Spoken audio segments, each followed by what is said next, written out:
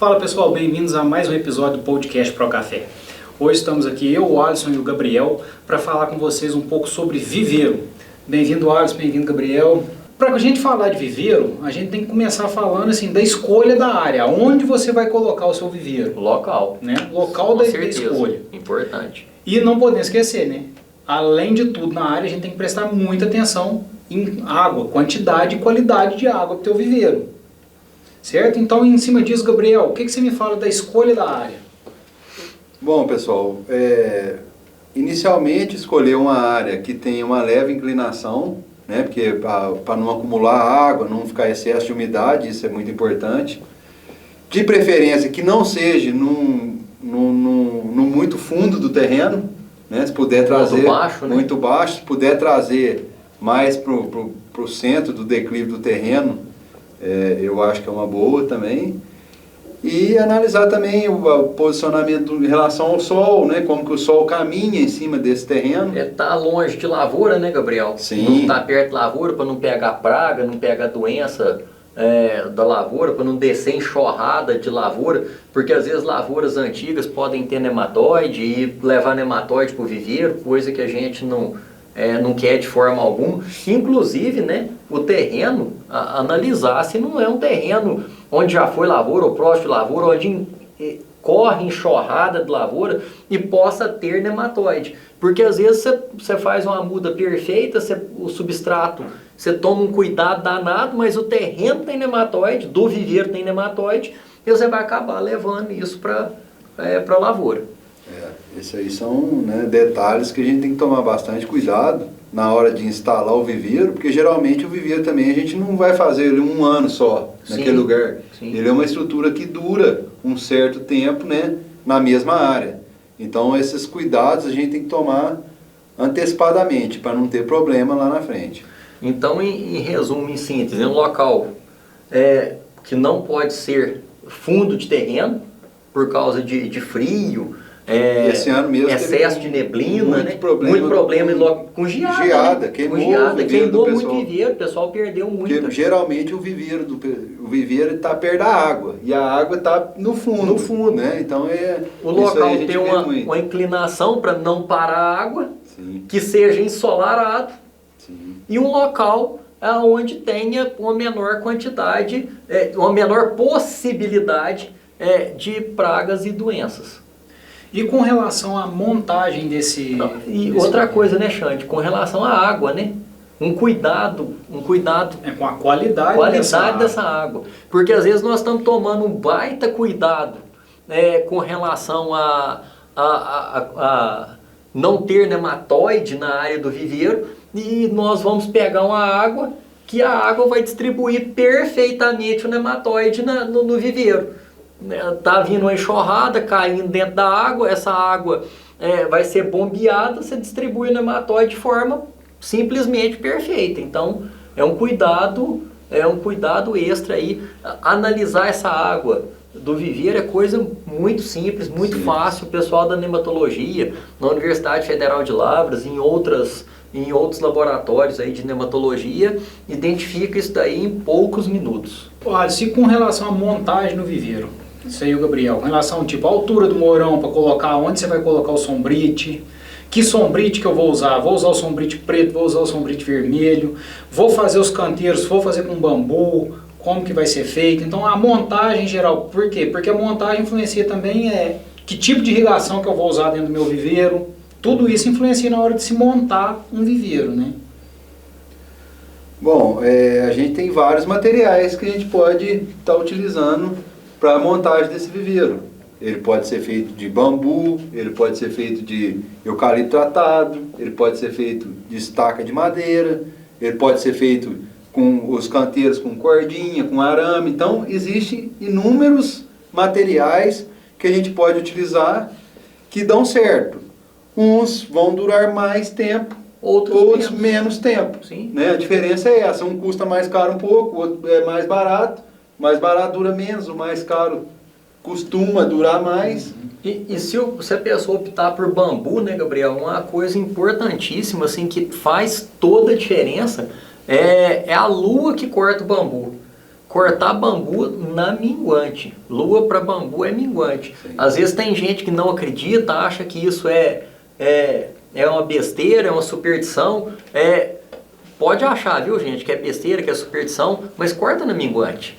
Bambu da minguante dura 2 anos. Bambu que não cortou na minguante, às vezes não dura nem um ano. Isso. E com relação ao tamanho do canteiro, essa distribuição? Ué, a gente tem feito o canteiro com 1,20 m de largura e o caminho com 50, 60. Esse 1,20 m é bom porque facilita a operação dos dois lados, né? Sim, a gente porque se você faz ele muito largo, você não consegue mexer no meio, se precisa para um trato cultural, para tirar uma praga, para raliar o viveiro. Sim, tudo isso facilita, né? O dia a dia, o manejo, o rendimento desse manejo também, sim, porque a pessoa, ela agacha ali, ela já chega no meio do canteiro de um lado e do outro ela já chega no meio. Se você faz o canteiro muito largo, ele não consegue chegar no meio e fica dificultando lá todas as atividades. Sim. Inclusive, semeio, cobertura, né? Tudo isso dificulta. Então, vamos tentar seguir a lógica. Vamos pensar agora na mistura de substrato. Então, eu estou ali, vou fazer o meu substrato para encher o saquinho, para poder, né, depois semear. Mas antes disso, saquinho. Fala um pouco das diferenças do saquinho, tanto em tamanho de saquinho, como em ser super furado ou não, e o que isso pode influenciar lá na frente na saída dessa muda. Os saquinhos mais utilizados são o 10x20 e o 11x22. Aí vem a pergunta, qual é melhor? Existe o melhor para cada situação. Se eu vou realizar um plantio cedo, se eu vou plantar rápido, o 10x20 fica ótimo, gasta menos substrato, pode fazer no 10x20 tranquilamente. Se eu vou fazer um plantio um pouco mais tardio, aí é melhor eu usar o 11x22, que a muda fica mais grossa, tem mais espaço para o sistema radicular crescer, e então eu tenho uma situação melhor. Mas é indiferente, só tenho que tomar a melhor opção. Com relação ao saquinho superfurado ou não, o saquinho superfurado é para quem vai plantar com o saquinho, vai fazer um plantio com o saquinho. Quem vai fazer um plantio com o saquinho, na maioria das vezes, é plantio mecanizado, ou com plataforma ou com máquinas de plantio. Vai bem? Vai. O plantio com saquinho superfurado vai bem, sim. Mas é sempre importante a gente deixar a informação para o produtor. Tem um defeitinho, tá? Saquinho superfurado, o plantio com saquinho superfurado, falar que fica igual um plantio manual que tira o saquinho, não fica. Uma situação de estresse, num veranico, ele sente, não adianta. Não adianta, não fica, não é igual. Alisson, mas eu vou plantar 80 hectares de café, eu vou plantar 100 hectares de café. Meu amigo, você vai ter que plantar de plataforma ou de máquina. Você não vai dar conta de plantar isso de mão. Então, assim, são defeitinhos, mas que a gente não tem como correr.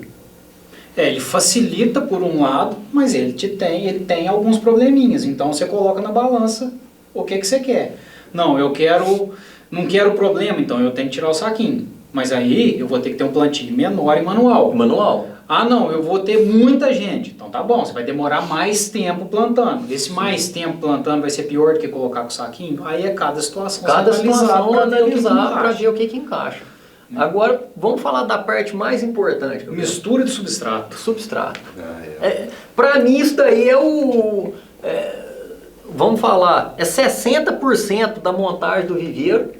É a mistura de substrato. É o substrato. O substrato padrão que nós recomendamos na Fundação Procafé é 700 litros de terra, 300 litros de esterco de gado curtido, importantíssimo esse curtido, tá? 5 kg de superfosfato simples e 1 kg de cloreto de potássio. Esse é o substrato padrão recomendado pela Fundação Procafé. O pessoal começa a pegar esse substrato e começa a querer inventar moda, né? É a velha história do inventar roda. Vou colocar um isso a mais, vou colocar um... O pessoal às vezes fica preocupado, Gabriel, com o substrato para ter uma muda bonita, mas uma muda bonita do saquinho para cima.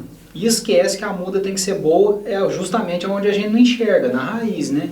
A receita é muito simples. Primeira coisa, achar uma terra de qualidade, um barranco profundo, né, que tenha um pouco de argila para segurar um pouco de água, a retenção de água ajuda muito.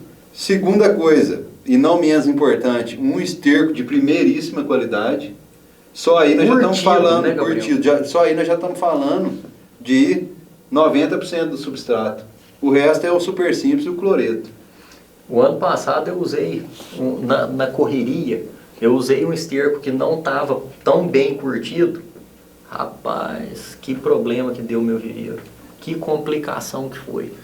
Consertar uma mistura de terra que foi mal feita, Ai, não. uma mistura de substrato mal feita, Não, nossa, é difícil Não, a demais. mistura não foi mal feita, a mistura foi bem feita. Não, O não tô esterco é falando- que não estava é, bom. Agora, um outro problema é problema de qualidade de mistura. Às É. vezes você tem a terra de qualidade, Sim. você tem o esterco de Sim. qualidade e o adubo. E o funcionário ou quem for realizar o serviço Não fez bem não feito. faz direito aquela mistura, fica inteirinho manchado o Fica viveiro. tudo desigual. Numas partes fértil, outras partes Fraca. E aí você começa a ter problema, porque se você exagera num, falta num, passa no outro. E aí é só problema. E aí, Gabriel, falamos o jeito certo de fazer, agora vamos falar o jeito errado? O caboclo começa a inventar a moda. Aí ele fala assim, não, eu vou pôr calcário. Aí põe calcário no viveiro, gente, mas experimenta só num pedacinho, não experimenta num canteiro inteiro, não, experimenta só num pedacinho. Põe calcário, dá errado. Outra coisa, vai pegar um esterco, pega o esterco daqueles barracões de compostagem de vaca, aquele esterco que tem serragem. Ah, meu Deus, é outra fórmula perfeita para dar errado. Não funciona. Esterco de barracão de compostagem que tem serragem, não ponha no viveiro. Não funciona. Esterco bom é de confinamento. De confinamento. Confinamento, de curral de leite ali no normal. Normal. Sem ser de compostagem. Coisa simples. E pra gente finalizar essa parte, com relação ao enchimento de saquinho. Porque que tem que tomar um cuidado muito grande, né? Porque às vezes a pessoa não enche direito o saquinho, aquele saquinho, a terra fica solta, isso daí dá problema lá na frente, que na hora de ralear, dá problema na hora de plantar. Saquinho tem que ficar gordo, né, Gabriel? Existe, né, uma regrinha lá, não é qualquer um que enche saquinho. Não. Né? Senão a pessoa acha, vou fazer um viveiro aqui na minha fazenda, vou pegar lá um funcionário qualquer, vou pôr para encher saquinho. Vai dar zebra, não vai dar certo. Não vai dar certo. O cara é acostumado a encher, ele já tem a batida, a latinha e o jeito certo de pôr no canteiro. Aquilo fica bem certinho, bem cheio e bem encanteirado, para não ficar saquinho deitando para um lado, deitando para o outro. Gabriel, e com relação ao semeio? E aí nós temos duas alternativas também, né? A semente do ano e a semente de câmara fria, que é o plantio mais cedo ou o plantio um pouco mais tarde. Bom, existem essas duas possibilidades de semeio. Da gente ter a semente que foi armazenada de um ano para o outro na câmara fria, né? Aqui na Fundação Pro Café a gente tem o departamento de sementes que armazena essas sementes de um ano para o outro para fornecer para os viveristas até final de fevereiro, começo de março, que é quando essa semente ainda está com uma viabilidade boa. A vantagem dessa semente é que a gente consegue plantar ela mais cedo, um pouco, e a gente vai ter a muda lá no final de outubro, começo de novembro, numa condição boa para o plantio. Isso aí é uma grande vantagem para quem consegue plantar cedo, mas existe a possibilidade também da semente da safra. A semente que a gente começa a colher agora, final de abril, começo de maio. Então, para quem vai semear o viveiro agora, ele vai usar a semente colhida na safra. Essa semente, ela funciona muito bem. O único problema dela é que às vezes demora. Às vezes os fornecedores de semente não têm essa semente agora num volume suficiente para atender a demanda dos viveiristas. Porque o que o produtor tem que entender é que a semente do ano, ela é selecionada, né? Não é um negócio, não é uma colheita igual você sai colhendo uma lavoura. Não, você vai selecionar as melhores plantas, vai colher, vai despolpar com mais cuidado do que uma despolpa comum, vai secar na sombra, depois vai catar manual. Então assim, falar, mas já está todo mundo colhendo café? Sim, mas não está colhendo café, não está colhendo semente. Importante é nós falarmos sobre a profundidade do semeio, né, Gabriel? Sim. Dá Duas uma... coisas, fala da profundidade e do rendimento. Isso. Pra gente fechar, porque você vai falar da profundidade e do rendimento. Tipo, 1 quilo de semente, o produtor vai querer comprar. Eu compro 1 quilo de semente, quantas mudas eu faço com 1 quilo de semente? Então, essa questão da quantidade de mudas varia um pouco, não muito, de variedade para variedade. Existem variedades que têm o grão maior, ela vai dar um rendimento um pouco menor, vai dar 1.800 mudas por quilo de semente. Outras variedades vão dar 2.000, 2.100 mudas por quilo de semente. Uma média, a gente faz a conta de 2.000 mudas por quilo de semente. Isso aí, se o pessoal quiser adquirir, né, já tem uma ideia, pela quantidade que vai plantar, quanto de semente vai precisar. Com relação ao semeio, sempre semear 2 sementes por saquinho, né, essa é a recomendação técnica, e depois isso vai ser raleado, deixando uma só. E com relação à profundidade de semeio, com no máximo 2 centímetros. Seria uma profundidade, né, que a gente tem como ideal aí para poder ter uma boa germinação dessa semente. Um negócio tem que tomar cuidado, né, Gabriel? O que a gente vê muito é o seguinte, coloca lá 1 centímetro, no máximo 2 centímetros, tudo perfeito, gargadinho, bonitinho, fala. Aí a hora que vai cobrir, às vezes o cara joga muita terra na hora de cobrir e faz um montinho em cima do saquinho. Aí o 1 centímetro, 2 centímetros, vira 3, vira 4, é onde dá uma grande desuniformidade na emergência da semente. Aí tem que vir raspando, tirando de cima, Tirando de aumenta a mão de obra e ainda te deixa com viveiro desuniforme. E aí eu volto, assim, que uma coisa que a gente tem que frisar bem é que esse tipo de serviço não é para ser feito por quem não sabe, por quem não tem prática. Equipe especializada. Ou por quem tem pressa. Ou por quem tem pressa. Então é escolher as pessoas que sabem fazer para executar o viveiro. Com calma. Porque senão você já começa com problema. Pessoal, é isso. E lembrando que para você ter uma lavoura produtiva, uma lavoura de sucesso, começa numa excelente muda e num viveiro de qualidade. Tá certo? Gabriel, valeu. Alisson, valeu. Pessoal, nós vamos dar sequência falando para vocês a semana que vem agora da condução do viveiro, do semeio até a produção da muda finalizada. Valeu, um abraço. Grande abraço, pessoal. Até a próxima. Até logo, obrigado.